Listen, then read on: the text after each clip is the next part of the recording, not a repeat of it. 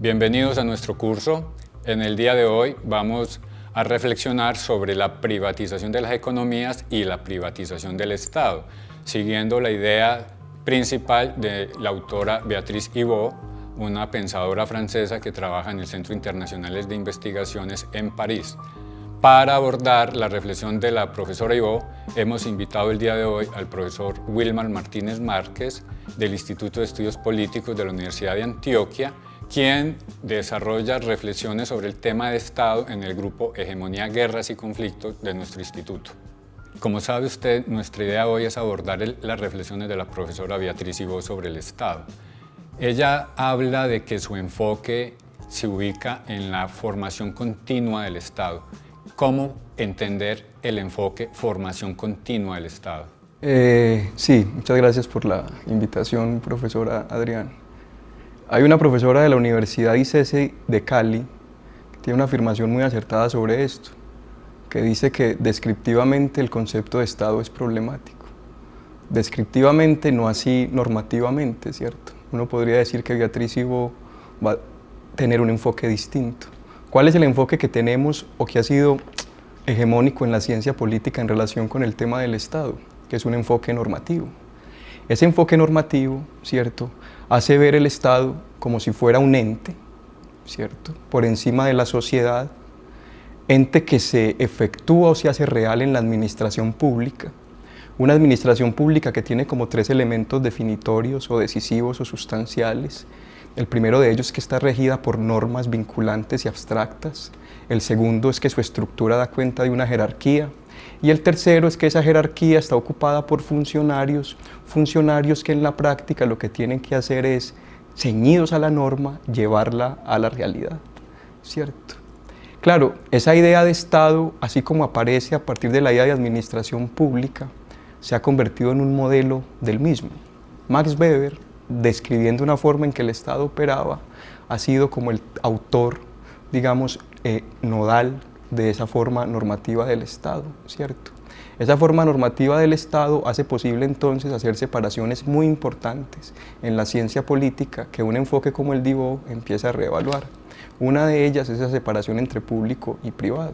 El Estado, así entendido entonces, ejerce un tipo de administración que Weber denomina racional, y es racional porque los funcionarios que ejercen ese poder dentro del Estado están allí porque demuestran capacidades técnicas, son tecnócratas, y están allí porque la labor que tienen es aplicar la norma tal como se encuentra.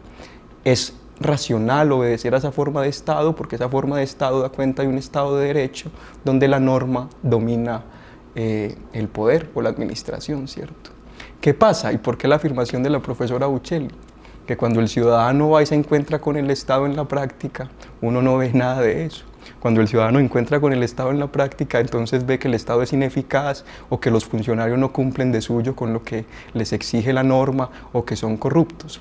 Hay un vacío entre lo que pareciera ser un enfoque normativo que parece que está claro y en tanto enfoque normativo responde a una pregunta, ¿cierto? Que todo enfoque normativo tiene que responder. ¿Qué es el Estado? Entonces trata de dar cuenta de la esencia del Estado.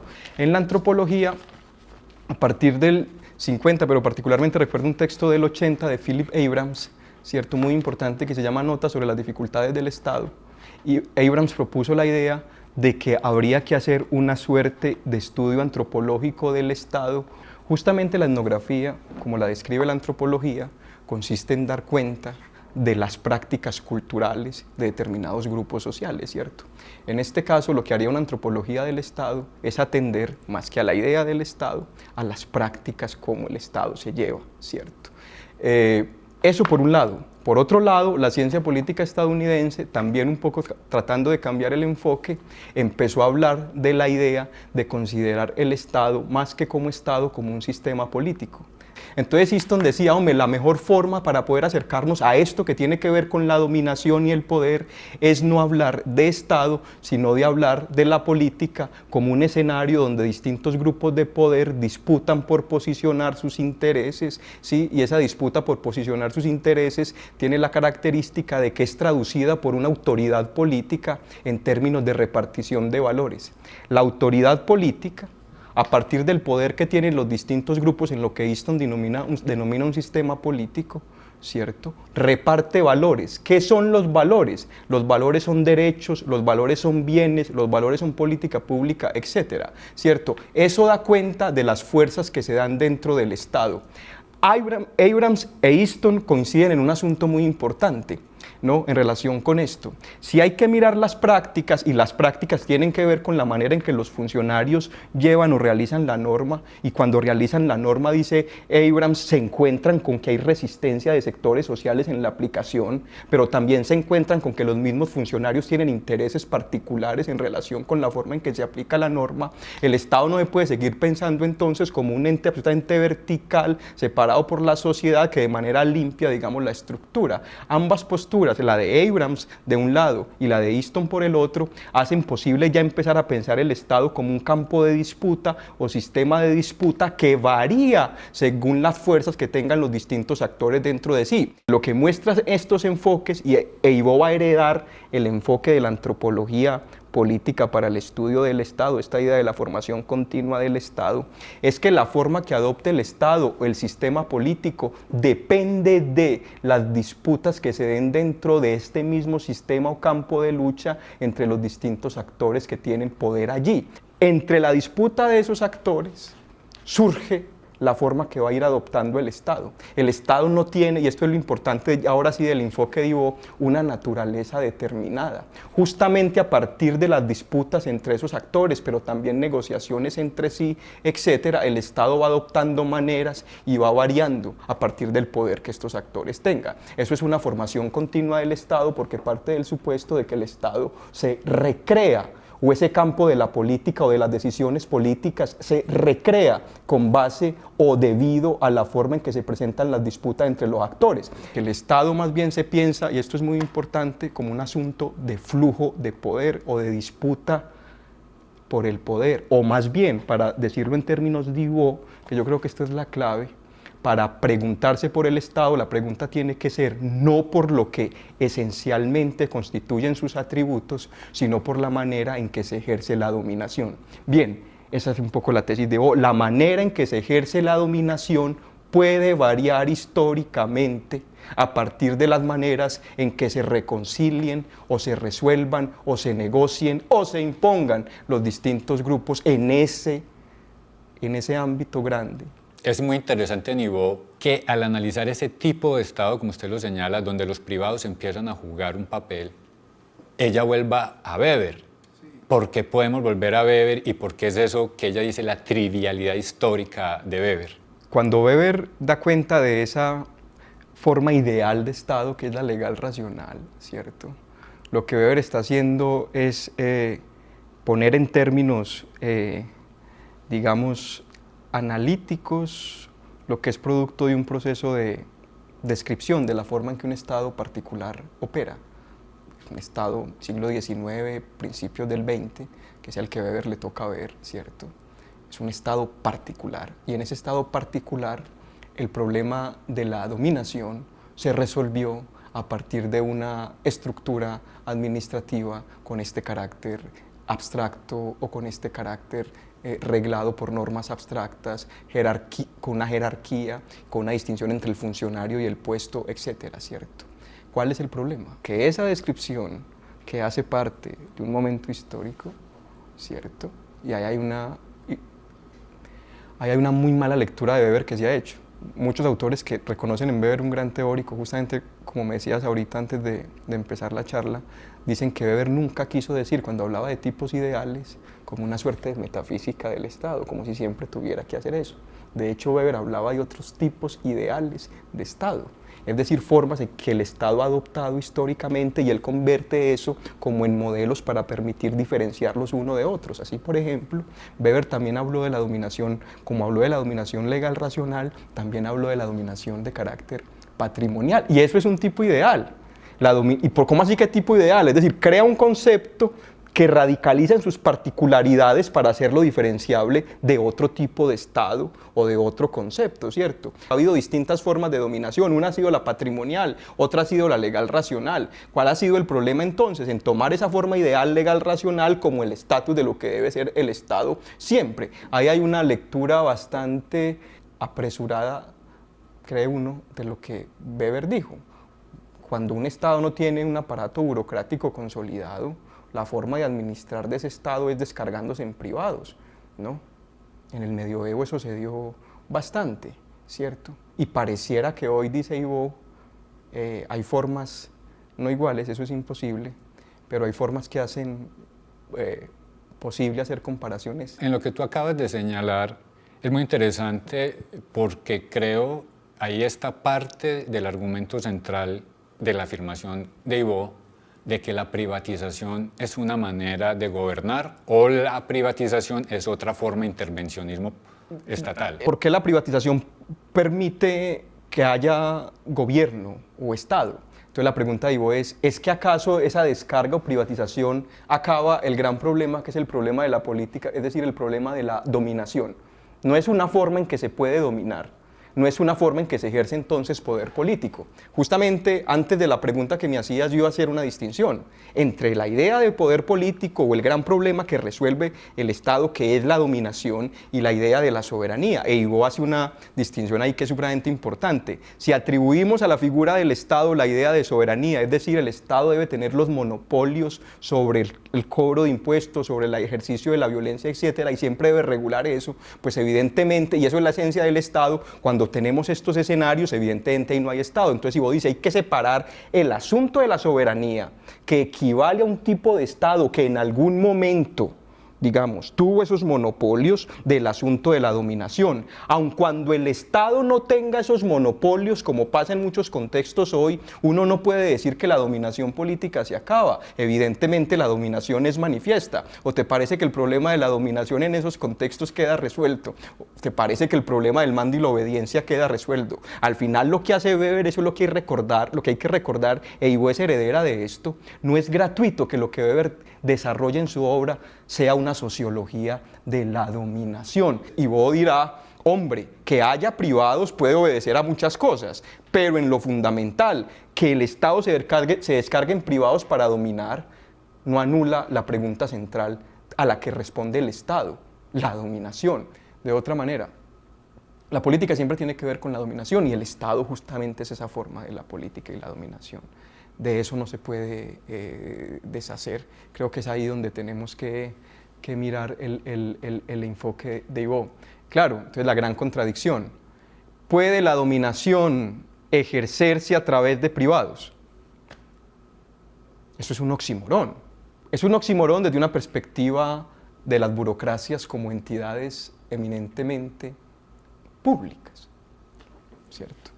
Como la que Weber expuso en ese tipo ideal que no ideológico o normativo, ¿cierto? Pero en la práctica no es un oxímoron. En la práctica vemos que la dominación o la administración puede ejercerse a través de privados. Si la decisión, la dominación o el poder político no se pierde, en la práctica otros lo implementarán, privados o no. La política al fin de cuentas tiene que ver con decisiones de carácter vinculante. Con estas características que venimos desarrollando, profesor Wilmar, usted ya nos acaba de hablar de la descarga y el papel de los privados, y Ivo también destaca como características de esta dominación por medio de privados los acuerdos inestables y las negociaciones.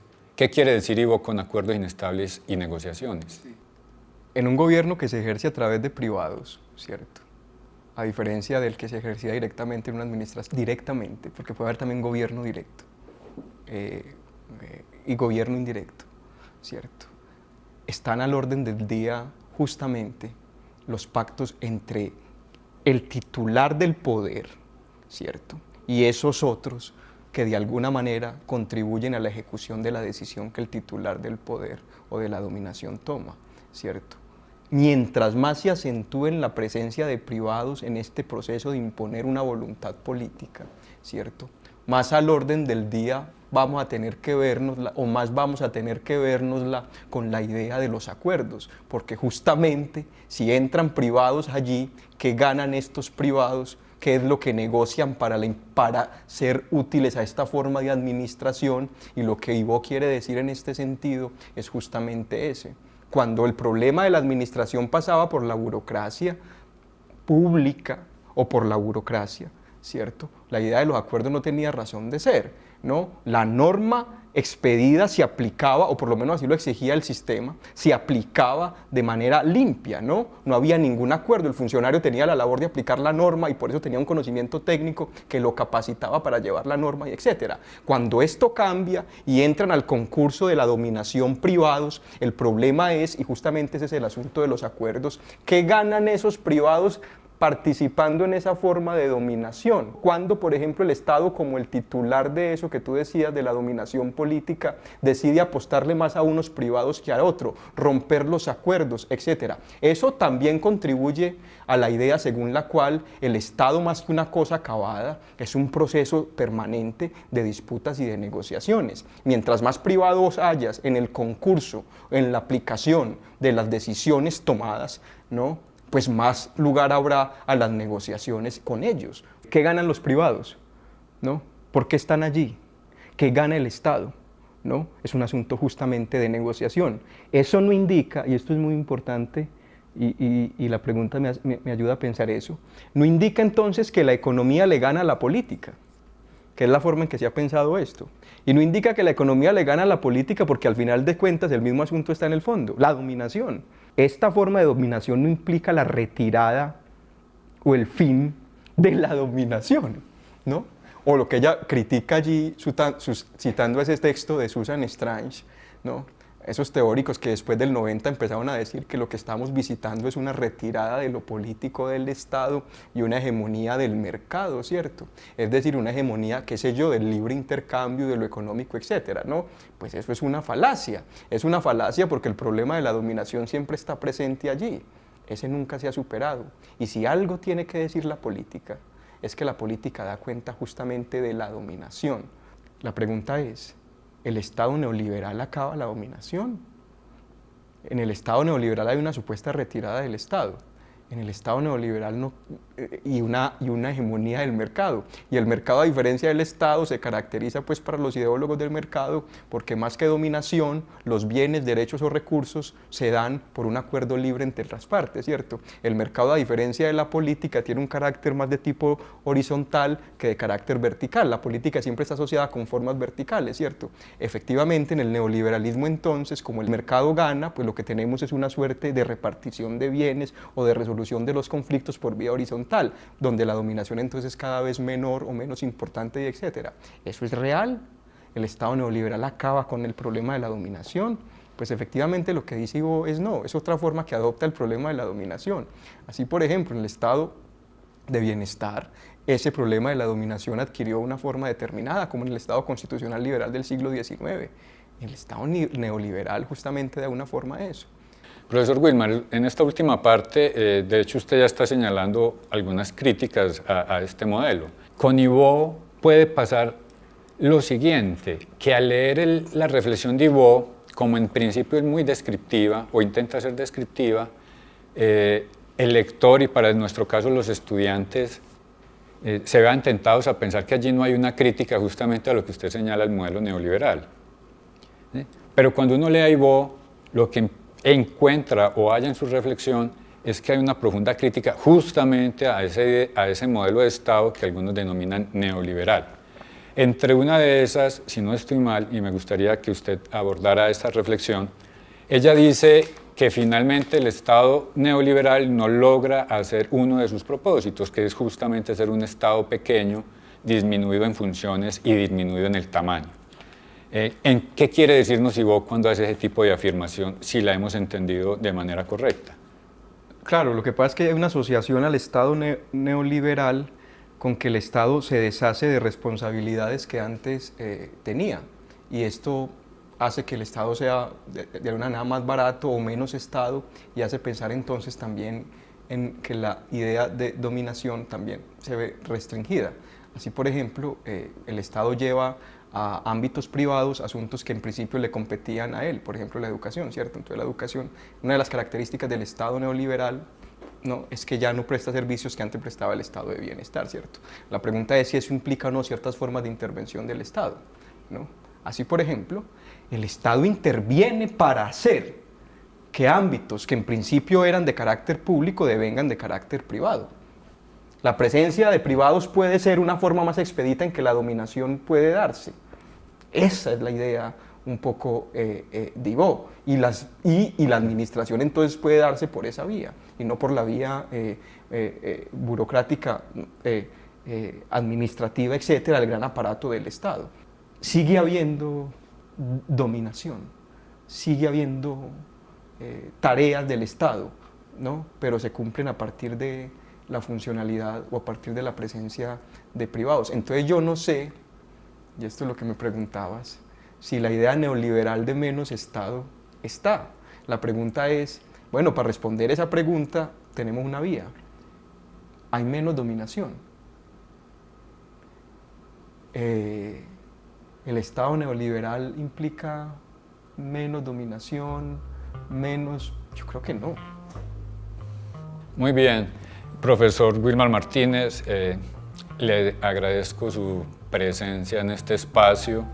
Yo espero que nuestros estudiantes, al escuchar este diálogo, particularmente la reflexión del profesor Wilmar Martínez, se les haga más familiar y asequible las reflexiones de la profesora Beatriz Ivo sobre el gobierno indirecto privado y el papel que juegan allí los privados, configurando una nueva forma de dominación que algunos denominan el Estado neoliberal.